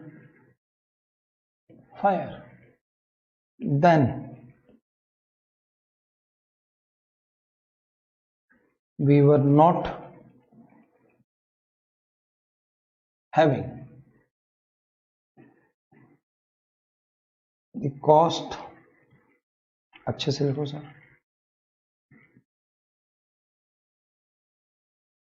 of stock on the date of fire। तो फिर मेरे पास ये इंफॉर्मेशन नहीं होगी कि जिस दिन आग लगी उस दिन मेरे प्रीमाइसेस में कितना माल या कितने का माल पड़ा था।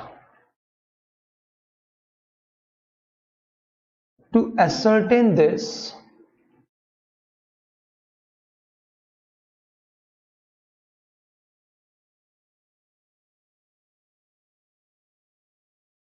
we prepare, इसे जानने के लिए, अरे सिरी नहीं बोला भावनिक, we prepare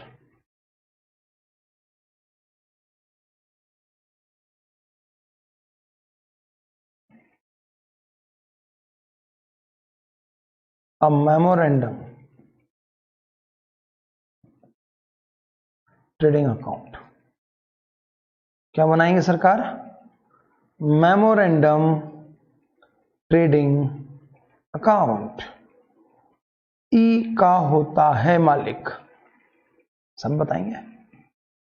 सर क्या ये ट्रेडिंग अकाउंट होता है, एब्सोल्युटली। लेकिन चूंकि ट्रेडिंग अकाउंट जब हम बना रहे हैं तो वहां पर एक मैकेनिज्म फॉलो करते हुए ट्रेडिंग बन रहा है।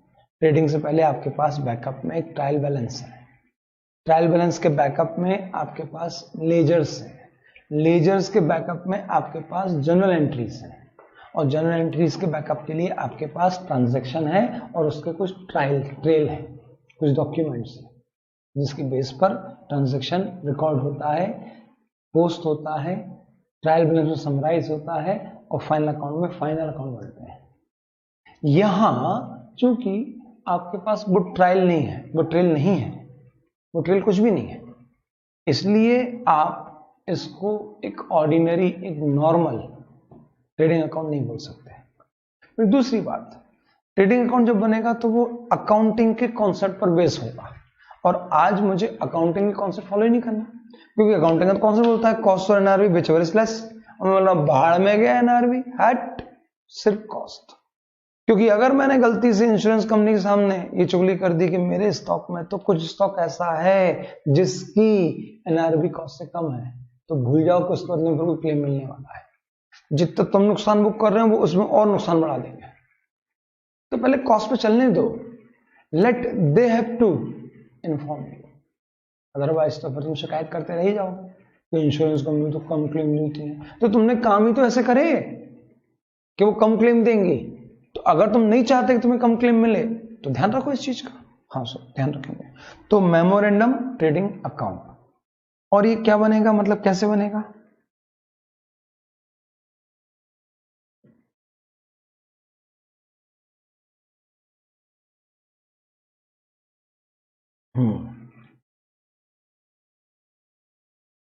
फ्रॉम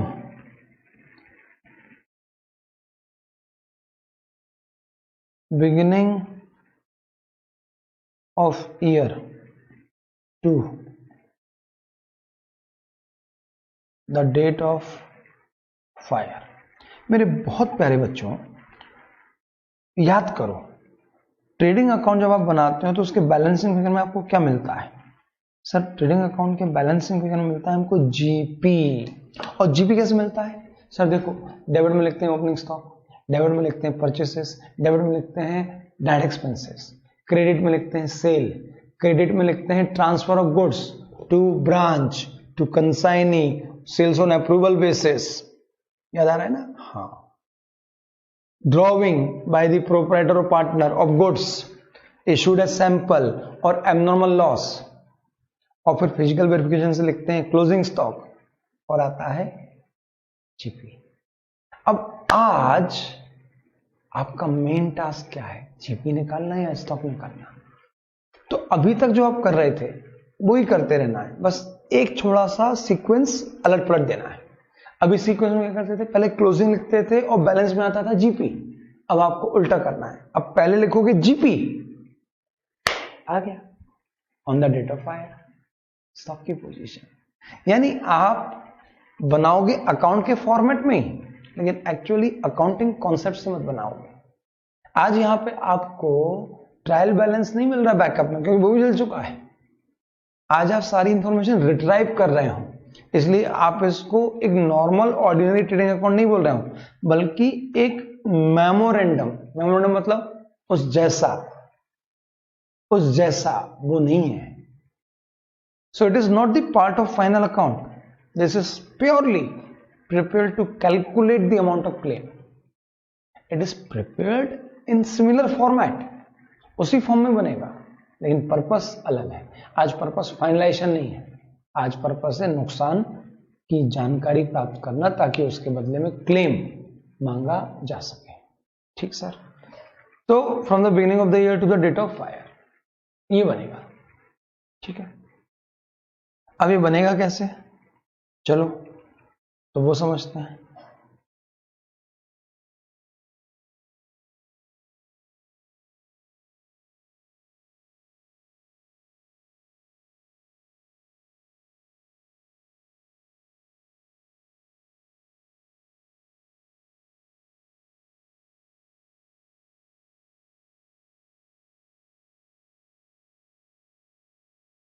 अभी रिक्वेस्ट है, आप लोग कुछ मत लिखिएगा, क्योंकि ये थोड़ा सा स्पेशल केस है। तो please please please don't write until I allowed you. Otherwise मुझे कोई दिक्कत नहीं, आप वापस से लिखेंगे 2 बार।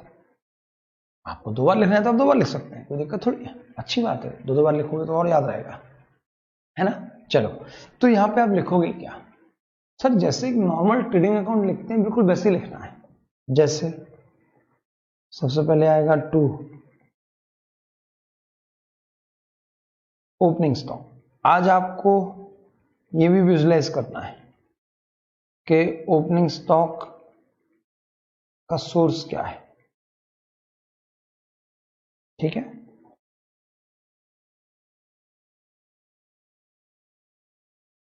नोट 1।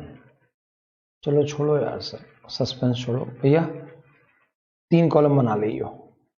अब सर ये 3 कॉलम का है क्या? अरे रीजन है ना यार, बिना रीजन के कुछ बोलूंगा क्या मैं आपको? बताओ ना सर फिर भी।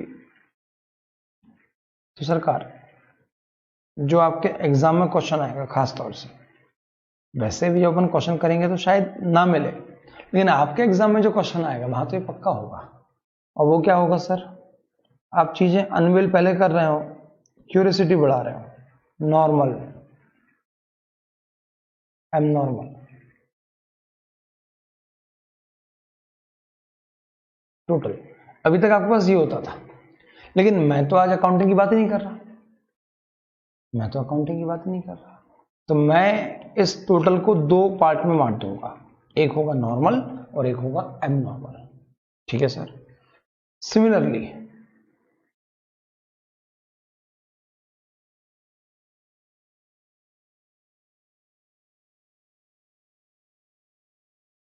यहां पर भी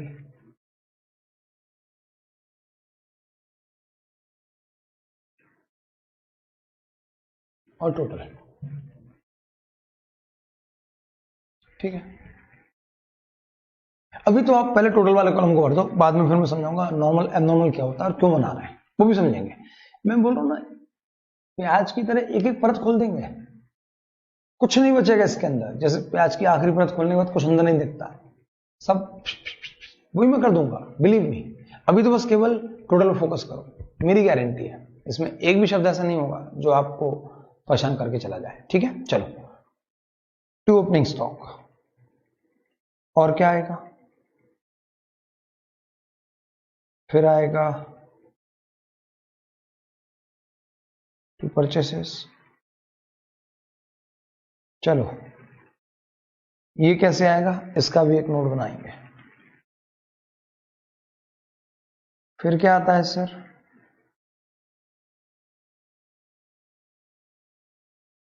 टू डायरेक्ट एक्सपेंसेस। हाँ, चलो इसका भी एक नोट। मतलब हर चीज के लिए एक नोट दोगे आप? बोले हाँ। बाय सेल्स, सर इसका तो नोट दोगे ही दोगे, पक्का, 100% पक्का, इसका तो नोट मिलेगा ही मिलेगा।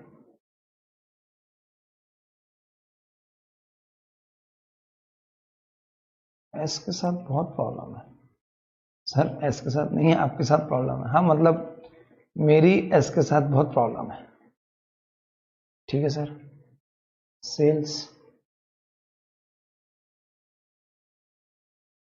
बाय ट्रांसफर, ट्रांसफर में branch,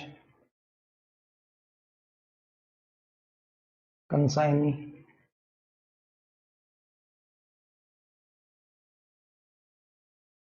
sales on approval basis.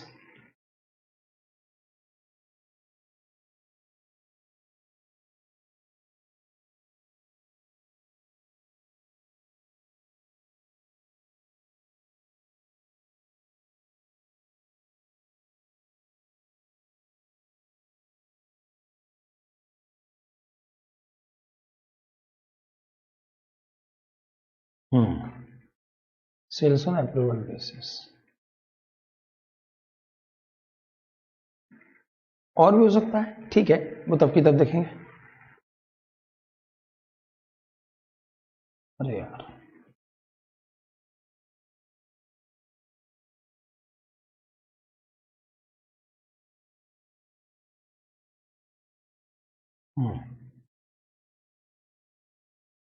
By transfer, bye, कैसे तो लिखते हैं यार सर आप, सो सॉरी, अच्छे से लिखता हूं। By abnormal loss account. अगर आपने कोई फ्री सैंपल दिया है अगर आपका कोई पार्टनर कोई स्टॉक घर ले गया है, सर वो तो मैं परचेस में निपटा दूंगा। परचेस में माइनस करते हो ना, याद करो, drawing by the partner of the inventory, क्या एंट्री होती है, ड्रॉइंग टू परचेस, ये निपटा देंगे। सैंपल में दे दिया तो मतलब वो माल अब ट्रेड के लिए अवेलेबल नहीं है, तो आप उसको ट्रेडिंग में लेके नहीं आओगे, बल्कि जो परचेस खाता बंद होगा तो वो इन सबको नेट ऑफ करने के बाद ही होगा। ठीक है सर, अब इतना कुछ आप लिखोगे। हाँ सर,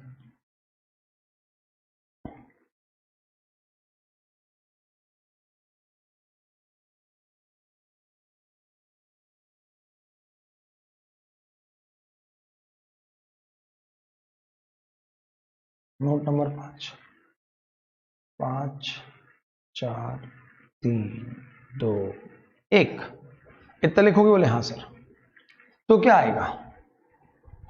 तो सरकार अभी कुछ बचा है, हाँ पता है क्या बचा है सर? दो चीज है, एक क्लोजिंग स्टॉक और एक जीपी। आज तक हमने क्या किया है सर? पहले क्लोजिंग स्टॉक लिखा है, तो बैलेंसिंग में क्या आ गया? जीपी। लेकिन आज हमारा टारगेट क्या है सर? उल्टा, आज हमारा टारगेट ही क्लोजिंग स्टॉक निकालना है। तो अब बताओ, जब आपका टारगेट ही क्लोजिंग स्टॉक निकालना है तो क्या आपको टारगेट पहले लिखोगे और फिर बैलेंसिंग में जीपी निकालोगे, या पहले जीपी निकालोगे? सर पता है ना, कुछ नई चीज थोड़ी है। तो टू क्रॉस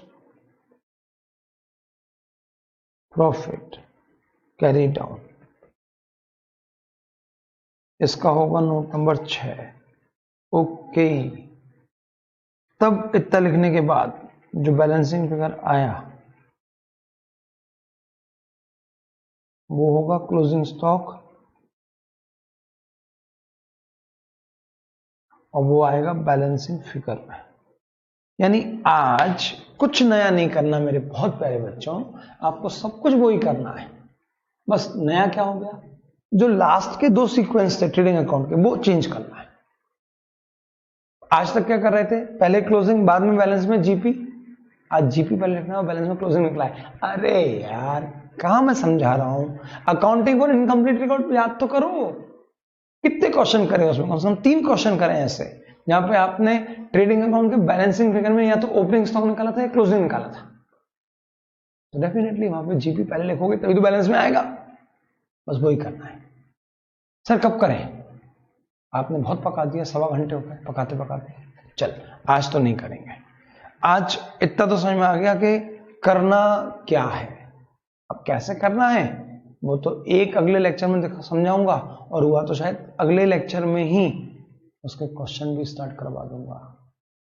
3 लेक्चर एलोकेट करें, 4 साढ़े 4 घंटे हैं कुल मिला के लॉस ऑफ स्टॉक के लिए, और कुछ 6 घंटे 6.5 घंटे एलोकेट किए हैं लॉस ऑफ प्रॉफिट के लिए। होपफुली इतने टाइम में ही हो, और जो हम लोगों ने डिस्कस किया है उसी टाइमिंग में हम इसको करेंगे। चलिए, thank you so much, bye bye, take care. बाकी आप बिल्कुल, मैं आपसे रिक्वेस्ट करूंगा कि आप मॉड्यूल पढ़ो, समय मिले तो बिल्कुल पढ़ो, कोई बुराई नहीं है, क्योंकि मॉड्यूल पढ़ते हैं तो चीजें और अच्छे से समझ में आती हैं। हो सकता है मैं जब आपको पढ़ाऊं तब मैं आपको बहुत टू द पॉइंट होकर पढ़ाऊंगा, तो उस समय फिर आप एक ये काम कर सकते हैं, मुझे मैसेज करके पूछ सकते हैं कि सर मॉड्यूल में तो ऐसा लिखा है, ये तो आपने डिस्कस ही नहीं करा, या जो मॉड्यूल में ऐसा लिखा है आप तो कुछ और समझा रहे हो। सर मॉड्यूल में ये लिखा है, आपने समझाया तो सही, लेकिन उतने अच्छे समझ में नहीं आया, एक बार और वंस मोर। तो भाई मैं तो सजेस्ट करूंगा, खासतौर से उनसे तो बिल्कुल करूंगा जो एक ग्रुप पे आ गए बदमाशों। अभी भी बोल रहा हूं, इट इज नॉट रिकमेंडेड जो एक ग्रुप देने वाले हैं, नॉट रिकमेंडेड स्टिल, क्योंकि अभी भी इस बात की कोई गारंटी नहीं है कि आपका एग्जाम 2 नवंबर को ही हो। जो सिनेरियो चल रहा है उसके बाद तो बिल्कुल नहीं है, आप समझो इस बात को। अभी भी कोई श्योर थोड़ी है कि 2 नवंबर को एग्जाम हो ही जाएंगे। मुझे शेयर करना नहीं था आपके साथ, आप तैयारी तो यही लेके करना कि 2 नवंबर को एग्जाम है, लेकिन ये भी ध्यान रखना कि अगर नहीं हुए और वो सारे लोग जो समय कम कम सोच समझ के एक ग्रुप पे आ गए, वो अक्टूबर में पता पड़े कि यार नवंबर में एग्जाम ही नहीं हुआ, तो कहीं के नहीं रहेंगे। तो इट्स बेटर तैयारी करो, और अगर लगे तो 15 सितंबर के बाद छोड़ देना, क्योंकि 15 सितंबर के बाद भी अगर आप छोड़ोगे तो 1.5 महीना बहुत होता है अकेले एक ग्रुप की रिवीजन के लिए, और अभी आप कर ही रहे हो, टेस्ट में लेते ही जा रहा हूं, तो उस बहाने रिवीजन हो ही रहा है।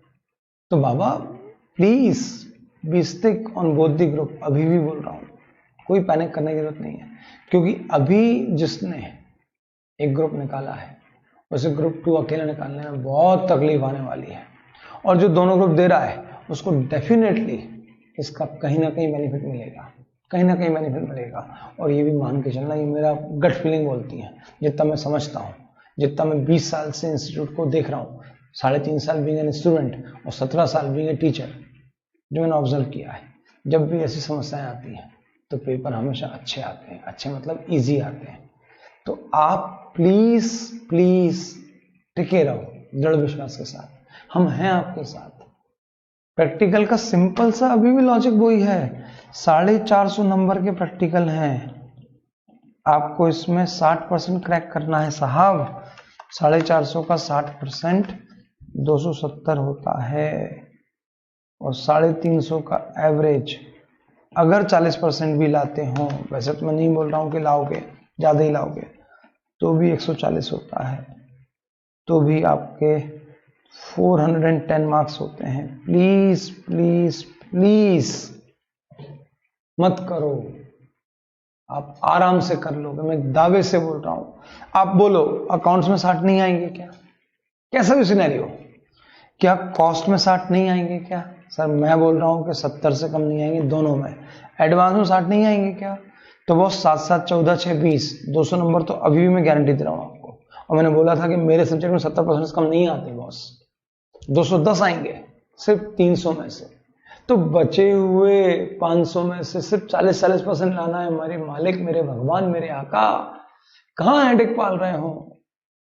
प्लीज, होता है इस टाइम पे आके बहुत बच्चों के साथ होता है, मैं बोल रहा हूं आधों से साथ होता है, ये कोई नई चीज नहीं है। We are very much familiar with this all things, but अभी तक ऐसा होता था कि हम बच्चों के साथ होते थे, आज हम सामने आमने नहीं है, और पता नहीं आप लोग मुझसे बात ही नहीं करते हो, कैसे हो गए हो भाई? मैं अभी भी वही हूं, आपके लिए उपलब्ध हूं, रात को 2 बजे भी फोन उठाता हूं, बस उससे पहले एक बार व्हाट्सएप चेक कर लेना कि मैंने फोन मैसेज देख लिया कि नहीं देखा, नहीं तुमने गन बना दिया, झांसी से भी तुम्हें पता ही है। तो प्लीज समझो, ये टाइम है, ये कोई आपके साथ नहीं होना है, ये सबके साथ होता है। कॉन्फिडेंस यहाँ पे ऊपर नीचे होता है, अरे इसलिए तो हम हैं आपके पास, हम बनाएंगे ना आपका कॉन्फिडेंस, हम आपको दिशा देंगे ना, कैसे पढ़ो, क्या पढ़ो, कि थोड़े से भी बहुत मिल जाए और बहुत से बहुत सारा मिल जाए। प्लीज समझो, we are still in the race for both the group. आप अपने आप को बहुत कम आंक रहे हो, एक बार ठान तो लो बॉस, किसने रोका है यार आपको? आर्टिकलशिप के दौरान जब हम इंटरमीडिएट पढ़ते थे तो बिलीव मी, हमारे समय क्या होता था कि आर्टिकलशिप के साथ इंटर चालू हो जाती थी, और कुछ ऐसा होता था कि 15 महीने की आर्टिकलशिप के बाद ही आपको अटेम्प्ट देने मिलता था, उससे पहले नहीं मिलता था। एंड बिलीव मी, हम जिन फर्म्स में काम करते थे, और वो सारे बच्चे मुंबई में जो अच्छी फर्म में काम करते थे, मैं बहुत दृढ़ता से बोल रहा हूं कि उसमें से 80% बच्चों को आर्टिकलशिप के पहले 1.25 साल 1.5 साल तक कुछ पढ़ने को नहीं मिलता था। क्लासेस तो भूल जाओ, काय का पेन ड्राइव, काय का कुछ नहीं था, ना यूट्यूब भी था।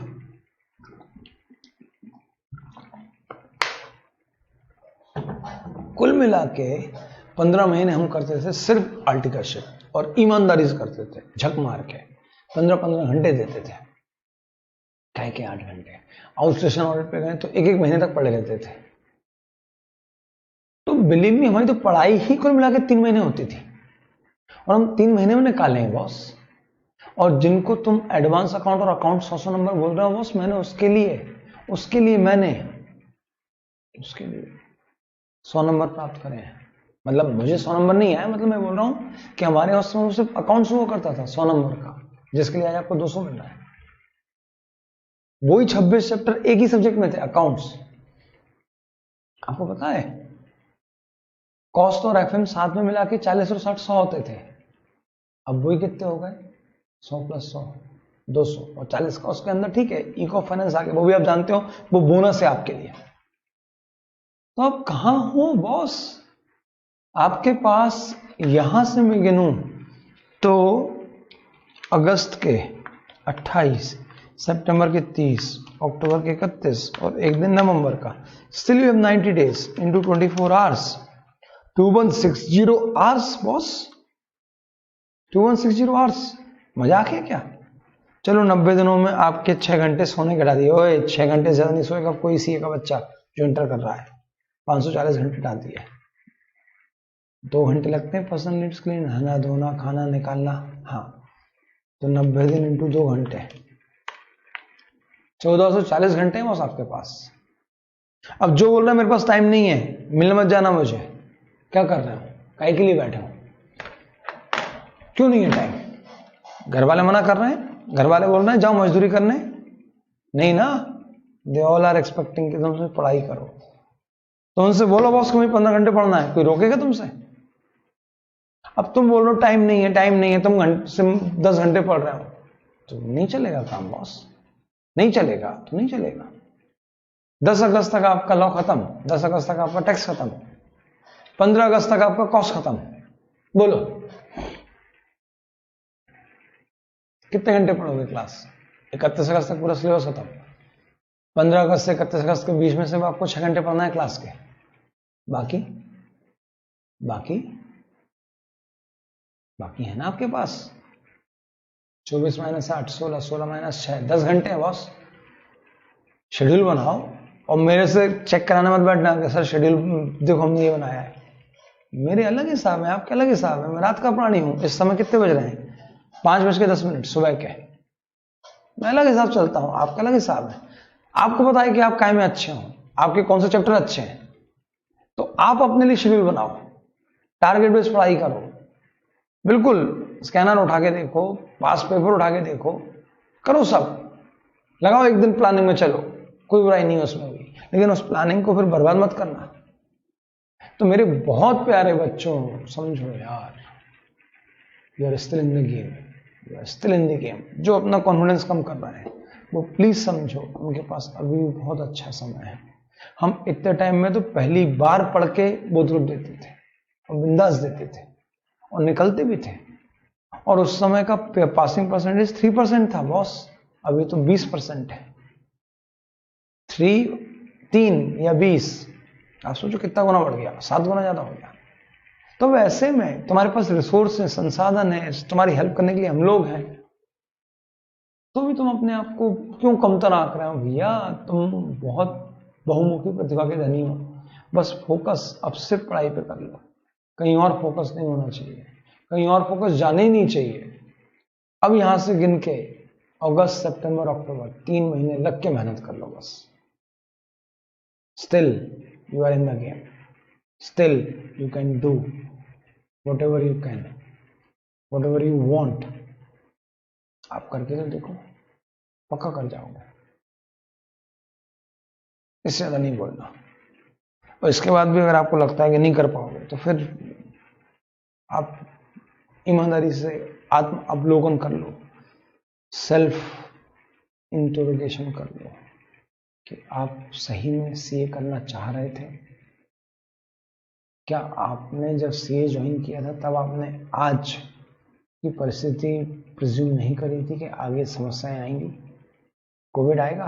तो बस ये आपकी गलती थी।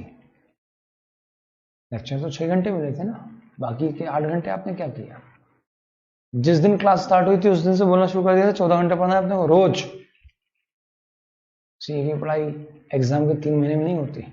अगर आपने ईमानदारी से पढ़ाई करी रोज 10 घंटे भी पढ़ी है, तो आपने जो पीछे का सिलेबस है 2 बार 3 बार ऑलरेडी कर लिया है, फिर क्या दिक्कत है? और नहीं किया है तो भी चलेगा मुझे, मैंने जितने चैप्टर्स के टेस्ट ले लिए उतने तो आपने पढ़े ना, टेस्ट आंख बंद करके तो नहीं दिए ना। अब आपने टेस्ट ही नहीं दिए तो फिर तो यार आप अपने करियर के लिए सीरियस ही नहीं थे।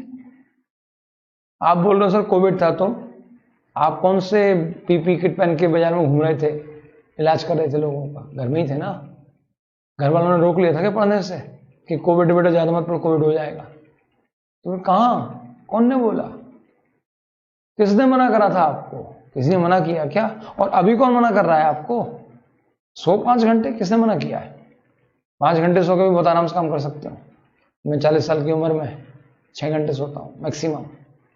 तो आप 18 साल की उम्र में 5 घंटे सो, क्या दिक्कत हो जाएगी? कोई दिक्कत नहीं होगी। 4 दिन में आपकी बॉडी पूरी एडजस्ट हो जाएगी, अपने आप आपको 5 घंटे की नींद आएगी। नींद नहीं अगर 8 घंटे से कम मजा नहीं आ रहा तो सी मत करो, छोड़ दो। You don't deserve to be chartered accountant. अगर आप इतना भी त्याग नहीं कर सकते, अपनी नींद से इतना मोह रखते हो, तो फिर आपके लिए बड़े लक्ष्य ही नहीं बॉस। जब बड़े लक्ष्य रखें, अपने लिए कुछ अच्छा सोच रहे हो, तो उसके लिए करना भी तो पड़ेगा, करना पड़ेगा बॉस। बिना करे काम नहीं चलेगा, बिना करे काम नहीं चलेगा। मैं आपके साथ शेयर करूंगा एक बेहतरीन चीज। I got some video, YouTube video from some ant city. साले उन चींटियों ने 8 मीटर और 30 मीटर एरिया का एक आंट सिटी बना दिया। आंट सिटी चींटियों ने बना दिया।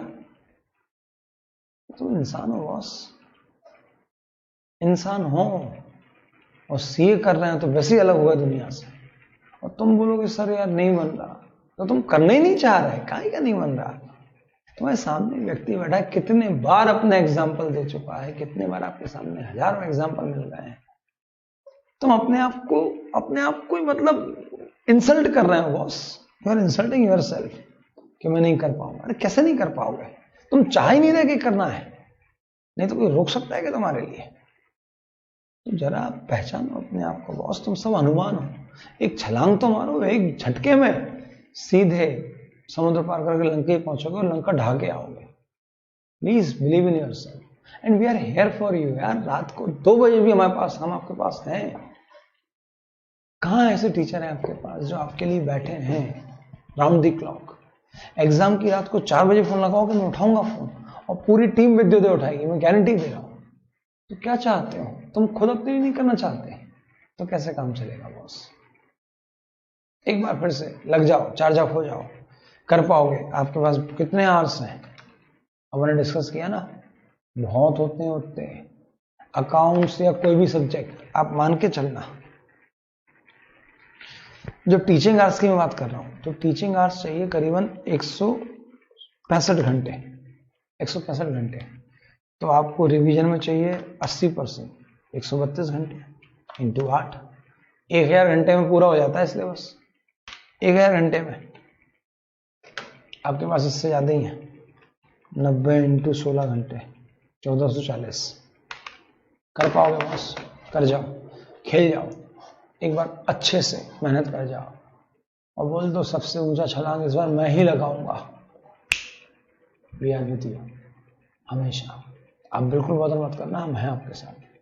हम सजेस्ट भी कर देंगे क्या पढ़ो क्या नहीं पढ़ो। अगर मैनेज नहीं हो रहा तो अभी से नहीं, आगे ये भी बता देंगे क्या पढ़ लो। चलो अच्छा कि 60 के लिए क्या पढ़ लोगे तो 60 आ जाएंगे, इतना बोल देते हैं। लेकिन गिव अप करने की बात मत करना। जो गिव अप करने की बात कर रहा है वो मेरे से बात ही मत करना यार, हट। मैं उन लोगों से बात करना पसंद नहीं करता यार। तुम लड़ना कैसे वो सीखना मुझसे। छोटे लक्ष्य मुझे पसंद नहीं है, मजे ही नहीं आता उन लोगों के साथ बात करने में जो अपने आप को इंसल्ट कर रहे हैं। और जब आप अपने आप की इंसल्ट कर रहे हैं तो मैं क्यों छोड़ूंगा आपको, और दुनिया क्यों छोड़ेगी? आप डिजर्व ही नहीं करोगे बॉस, गलत है। बस ठीक है यार, इतना ही बहुत है। दिक्कत है बात करो, लेकिन छोड़ना नहीं है, ठीक है? We are there with you. मैं अपनी अकेली बात नहीं कर रहा हूँ, on behalf of entire team मैं बोल रहा हूँ। और आप बोलो कौन आपके डाउट सॉल्व नहीं करता, एक बार बोलो मुझे, मैं गारंटी दे रहा हूँ कि हर फैकल्टी आपके लिए है। एक बार बोलना, ठीक? चलो bye, take care, love you.